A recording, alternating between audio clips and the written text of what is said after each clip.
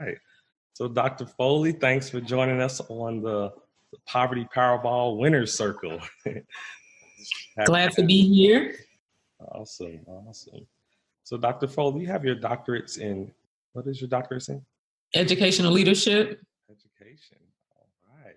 Yes, sir. You've been an educator for how long now? This is my 13th year. Wow. 13th year in education. So I just feel like I'm never going to get out of education. Like I always want to educate in some kind of way. So I just think that's instilled in me because I know that is what saved me. You know, when I think back to how I grew up and different things like that, it was just like in my mind, I was like, okay, you just have to stay smart. You just got to do your work. And that's how you're going to get out, you know? And so, yeah, that's what I did. Awesome. Well, we certainly want to hear more about how you did that. So Dr. Foley, where'd you grow up at? Gary, Indiana. Glen Park, 39th and Pierce. Okay. And that really shaped me a lot. I just knew, you know, growing up what I didn't want to become. Okay. I knew I didn't know where I was going, but I just knew that I couldn't stay there. Now I love where I'm from. Don't get me wrong. I love Gary to the heart, but you know, when you have a desire for something more, you feel like God has put something more in you. You just got to navigate to try to figure out how to get there. So that was always my thing. Definitely. Now, for the viewers who are not familiar with Gary, kind of paint the scene for us, what it was like growing up in Gary during your childhood. For me, it was, very poverty stricken. We didn't have much. We didn't have a car. So a lot of the places we walked, everywhere we walked. I stayed in a foster home. My foster parent who adopted me when I was in the second grade, she's deceased now, but she already had 15 kids of her own. So it was very difficult to I'm not saying like we didn't have anything to eat or things like that, but it was difficult daily survival. And, when you don't have what everyone else has, you begin to think like, is something wrong with me? Why did I have to come into this world under these circumstances, different things like that. So for me, it was more mental about my life. Like, why did my life have to be this way? But now that I'm 37, I totally understand why my life was that way. But like I said, we didn't have much. I have a twin sister as well. She'd wear something on Monday. I'd have it on Tuesday. So it was kind of like, one of those things. But I appreciate it all. And I wouldn't change any of it, So I think that's, why I'm such a strong person and I'm so focused. Like I have to do more while I'm here. So, yeah. All right. So with Gary, I'm definitely familiar with it. The viewers know I'm from there as well. We're from 46th in Connecticut. So. Okay. Same neighborhood. Right in the neck of the woods, same area, more or less. So certainly Gary's plagued, especially during that time, still now, the plague of gangs, crack cocaine, violence. Yes. A lot of distractions, a lot of this situation where you can just be in the wrong place at the wrong time. Yes. How did you navigate all of that?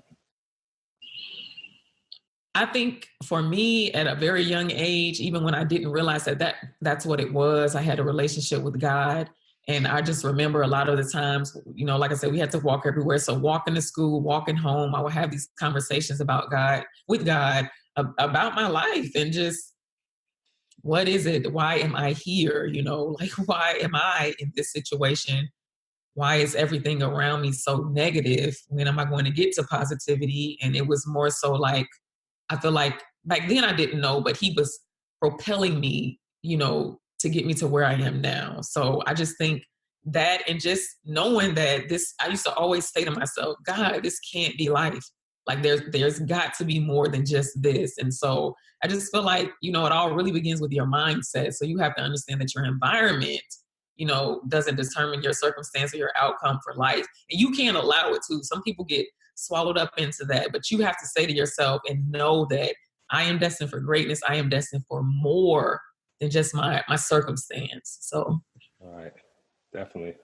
I did mention it was a time during your childhood where you felt like, why me? Why did my life have to be in this situation?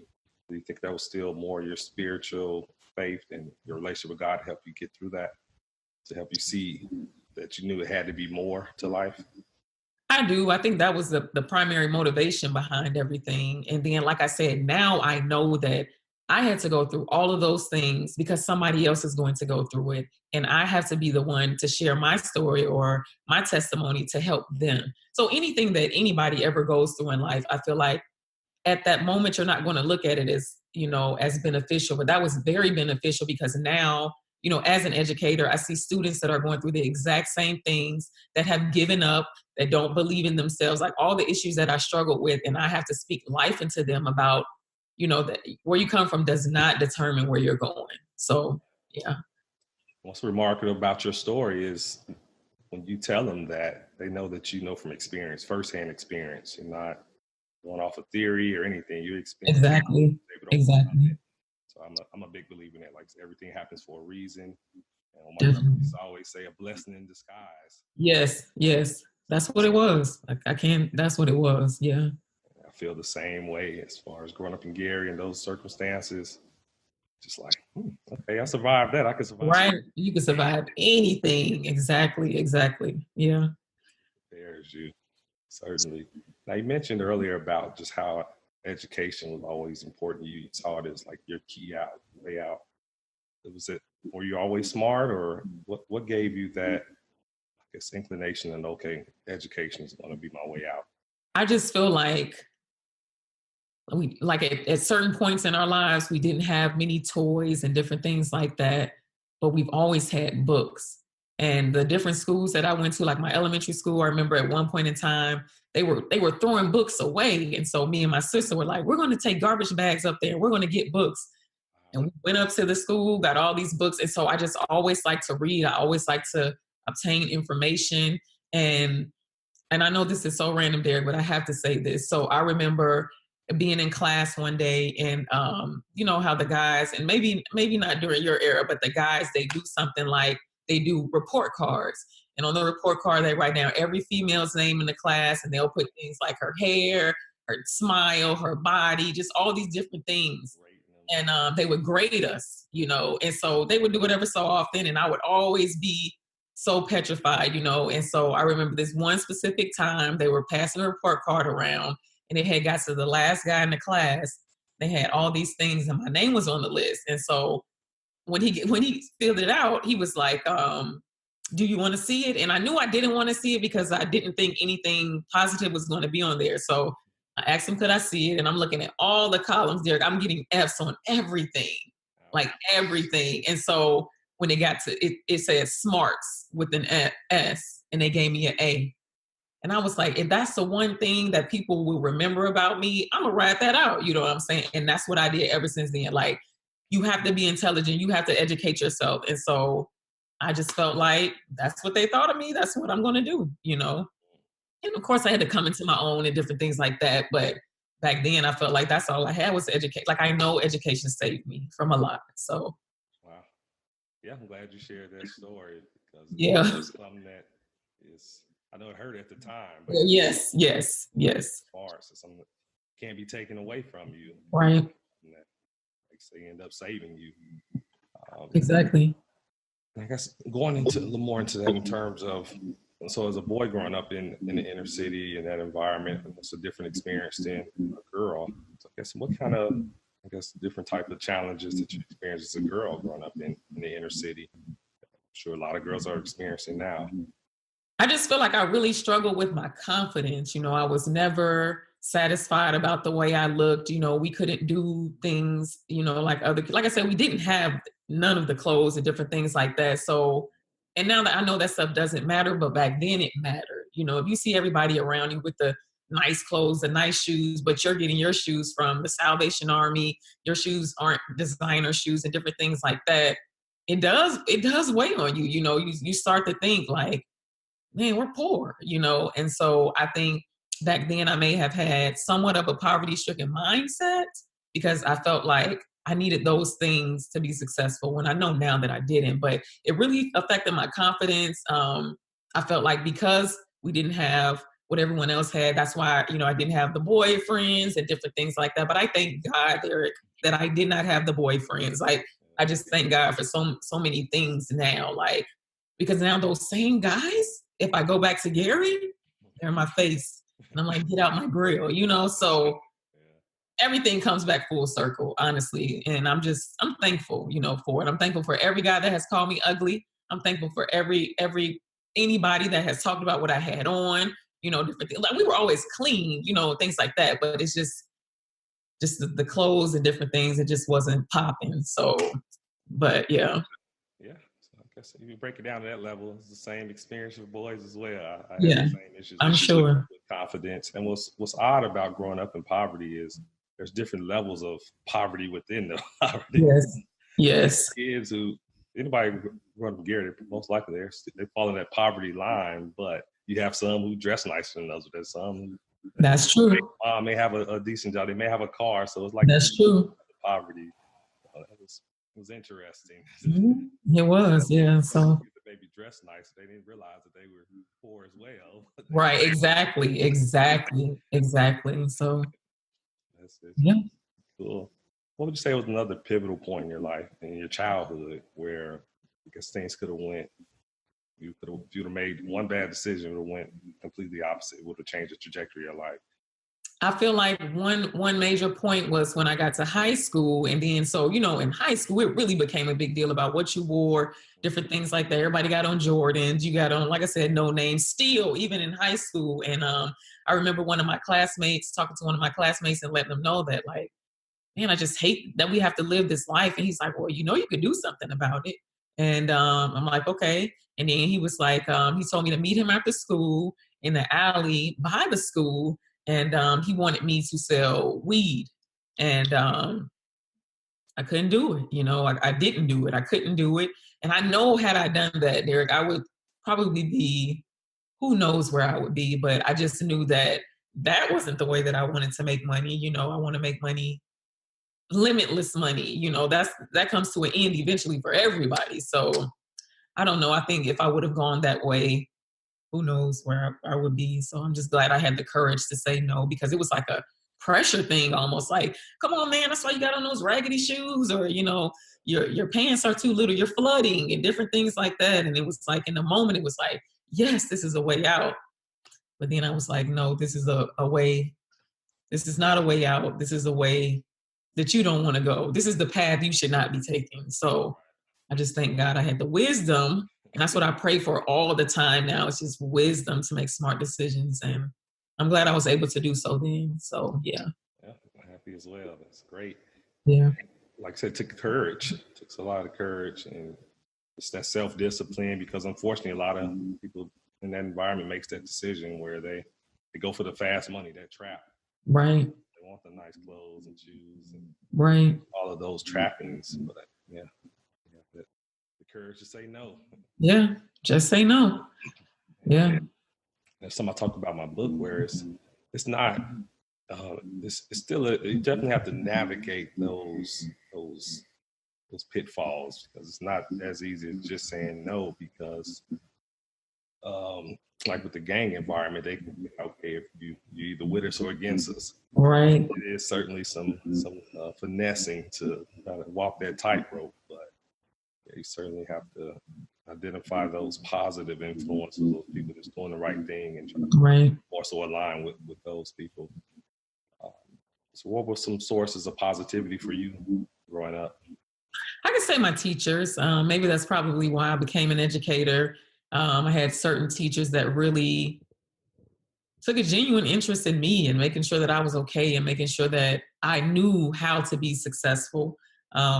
I remember one of my favorite teachers, I'm not going to say his name because he's still a teacher, but one day it was like I was really down about home life and different things like that. And he just was like, what's wrong? What's wrong? And I was like, I just hate my life, you know what I'm saying, or whatever. He was like, you're here.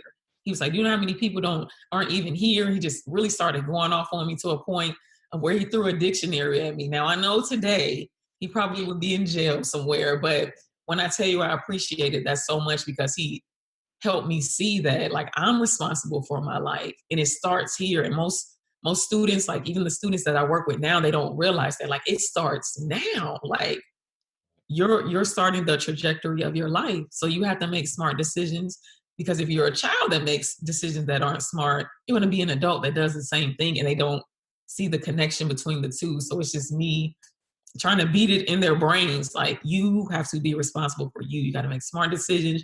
You got to think about the long run. Now it's cool, but you got to think about the long run. Like, what do you really want for your life? And so I think he really instilled that in me and kind of changed my way of thinking.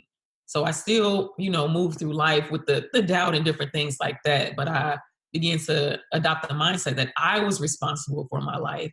And so ever since then, Derek, I just made sure that I did what I envisioned myself doing, and that's what I'm going to keep doing until it's over, So, Awesome. yeah.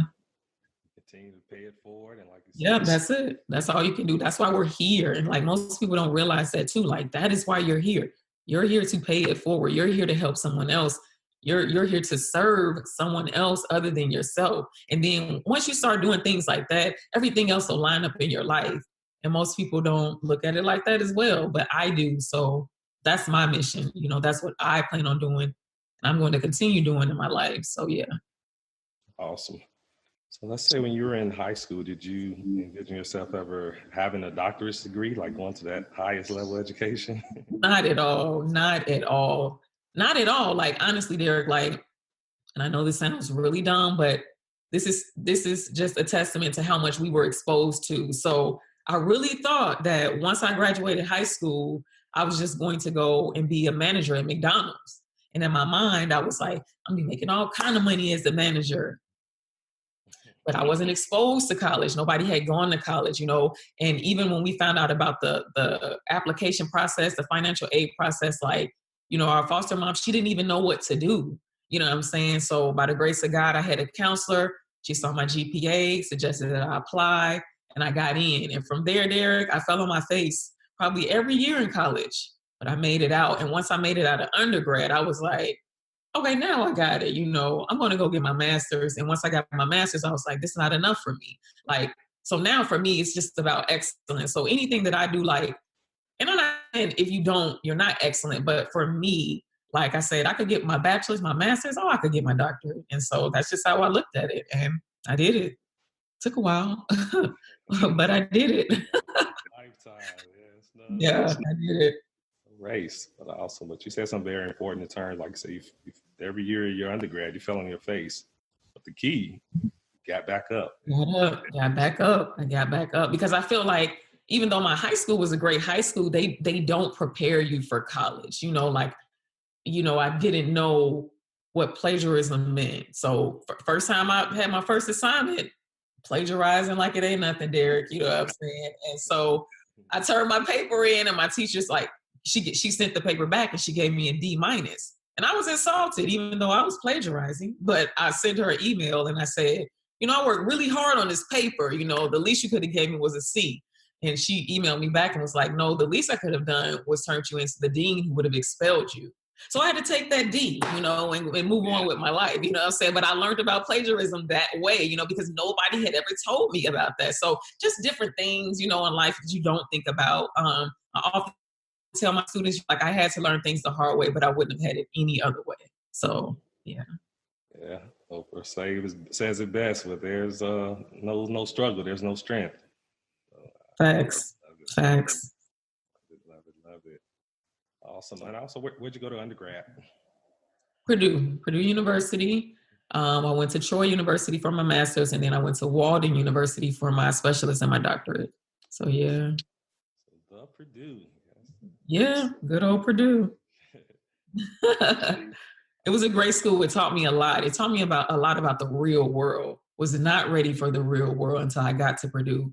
And it just showed me how my reality of, my depiction of what I thought the world was so not real. It really, like I say, I fell on my face a couple of times, but I got up. So yeah.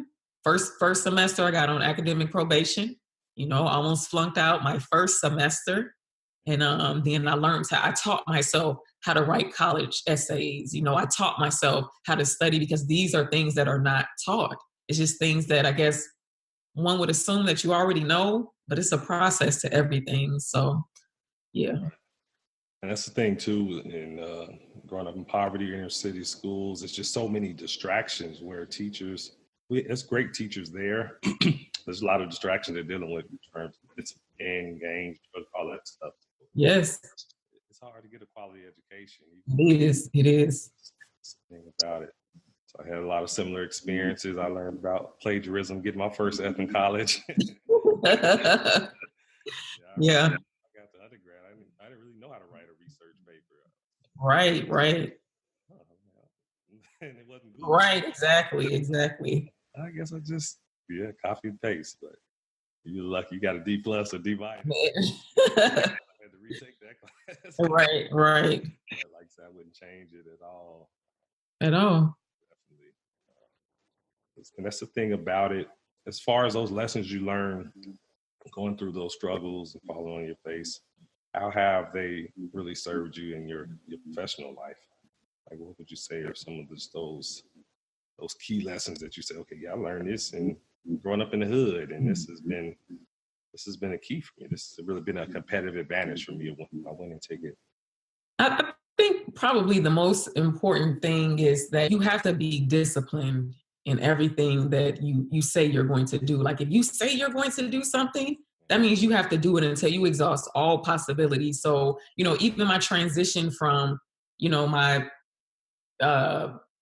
educational world to professional, it wasn't a hard adjustment, but I did know certain things. Like I said, Purdue taught me a lot. So just about working hard, being disciplined, learning that nobody owes you anything. So if you show up to work every day and do your job, don't expect anything because that's what you're supposed to do. Now, I'm not saying it's not good to get recognized because it is. If you, do what you're supposed to do, you overextend yourself, that's cool. But nobody owes you anything. Like they're paying you to do a service. So you have to do that service no matter what. And if they are paying you, you should be doing your absolute very best. I really feel like whatever you do, you should do your absolute best. You should give 150% of yourself to whatever it is you commit to. And I think that's what I learned the most. That was the most powerful thing that I learned. And how everybody's different, but everybody's the same too. You know what I'm saying? I really learned that people are just people. And so you have to learn to navigate around different people, adjust to different people in their ways, and understand that everybody doesn't come from the same place. Everybody has a story to tell. And so your story is no greater than someone else's story. I learned that as well. So, yeah. Love it. Yeah. Awesome. Valuable lessons. So you accomplished your doctorates in education. What else have you accomplished that you didn't imagine that you would accomplish? Maybe writing 2 novels. I didn't like. Now I've always loved to write. Like I said, we didn't have many toys, so at night, my twin sister, she would be like, "Tell me a story," and I would just make up a story off the top of my head, not knowing that that skill set would be later implemented into my life. But I've always loved to write creatively. And when I wrote my first book, honestly, I wrote it because I was in an abusive relationship, and when I used to go write for that book, it was like an escape. So in my mind, Derek, I never thought I would get it published. I never thought anyone else would read it. And I really never thought people would be like, that was good, So I think I allowed all those things to hold me back. So I sat on the book for 10 years. And then I was like, you know what? I'm going to publish this. And I did. And then right after that, when I saw the success of that, I was like, another book came to me. So I'm just glad that I'm a published author. I can say that, and sometimes I sit and think that the things that I've accomplished, they aren't big. And I think that's because I want so much more for my life, but they are, and I have to learn to pat myself on the back. I feel like I'm very hard on myself. Everyone says that, but I feel like that's how you get better. Like you have to be hard on yourself because that's how you get better. And that's how you're going to accomplish what it is you were put here to do. That's how you move closer to your purpose. Like you can't just, I put out a book, okay, cool, but I'm not going to walk around, I put out a book. No, I'm just going to keep working. If I put out another one, I will. If I put out, so you just have to set a high expectation for your life because you only get one life. And I wish so many more people would realize that, like, what are you doing with your life? Who are you helping in your life? And so that's my whole thing at this point. I just want to serve. I want to be the answer to somebody's problem. Okay. Wow. Yeah. Worth living for, certainly. Yeah. It's all about the legacy you're leaving. Exactly. What's the name of your book, your novels? The first one is Blue. Blue stands for Black Love Unites Everything. And then my second novel is called Inevitable. And so both books are about relationships. The first book is more so like you can see the growth in my writing. Like I really thought I had did something with Blue, Derek. And I'm not saying it's not a good book, but when I go back, I was like, oh man, I was so young and dumb. You know, you can just tell even by some of the dialogue that I use. But the second book is more polished. It's more, you know, it has a lot more figurative meaning behind it. There's a message I want you to walk away with. The first one does too now, but the second one was more intentional. There were more things that I wanted to bring attention to that are going on in the world that people need to stop and think about. And so, yeah, both are great books. But I've been getting major props for the second book. So, yeah. But that's great for the reader where they get to see your growth as an author from the first to the second book. So Exactly. Yeah. that's cool. All right. Yeah, see, I'm noticing a pattern. Like once you accomplish something, it's just like a domino effect. You just yeah. That's true. Awesome. Great. So I know also, so you written books, educator.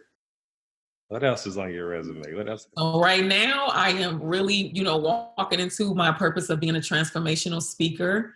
And it's so weird because I never saw myself doing this, but when I do have the opportunities to do it, I feel so inspired. You know, I'm glad that I'm able to inspire people with my message. So that is really what I'm really trying to do, Derek. So in a minute, I promise you, world, you're going to see me up there right next to E.T., Eric Thomas, you know, right next to whoever. Like I'm going to beat Tony Robbins, all of these people. Like I have to be one of those people because I know that my story, and you know, there's so many things that's when I tell people, like, I give you glimpses and pieces of my story, and you may say, wow, but I've been through so much, Derek. So I just want to share that with the world, inspire the world, let them know that they can overcome anything because I have. So, yeah. Wow. Yeah, that's your duty to share it with the world. That's it. Went through it for a reason. And for you to have the strength to overcome it, that means you have the strength to help others overcome it. Exactly. Yep. Fantastic. We're certainly looking forward to seeing you on the big screen. Oh yeah, you will see me. Yeah. You have everything it takes. So I appreciate that. Yeah. All right, Dr. Foley, really appreciate it. What do you want to leave the viewers with as far as your parting message? I mean, I guess really just what I said earlier, you are responsible for your life. So make it a great life. Do what it is that you have to do to make sure that you walk into your purpose, you fulfill your purpose, because at the end of the day, it is never about you. It's always about, you know, being a servant leader and making sure that others have a well-lit path to walk down. Awesome. And being a servant leader you are, how can viewers get in contact with you? Oh, yes. You can email me at dravisfoley@gmail.com. You can follow me on Instagram at I am Dr. Foley. If you want to learn more about my writing, you can follow me on Instagram at I am Bella Black. And I'm also on Facebook as Avis Foley. I also have a YouTube channel, Dr. Avis Foley. So, yes, please reach out. I'm here to help. If you're in Gary and you're watching this, I'm here. You can contact me. I'm willing to be a mentor. If you feel down, allow me to help lift you up. Love it. And Yeah. You genuinely mean it. And Yeah. Just for the viewers, they just need to realize they're not alone. They don't have to do this alone. Exactly. People like yourself who want to help. Exactly. Yeah. Thanks, Dr. Foley. It's always Okay. a pleasure. I wish you best of luck in your journey. If you need anything, Derek, just let me know. But I see you making moves, so I know you're on the right track. You're on the right track. Appreciate it. You do the same. Anything I can do to help you out, let me know. Okay, thank you. I appreciate that. Resource for Mentor Select and oh yeah, inspiration to me. So thank you. No problem.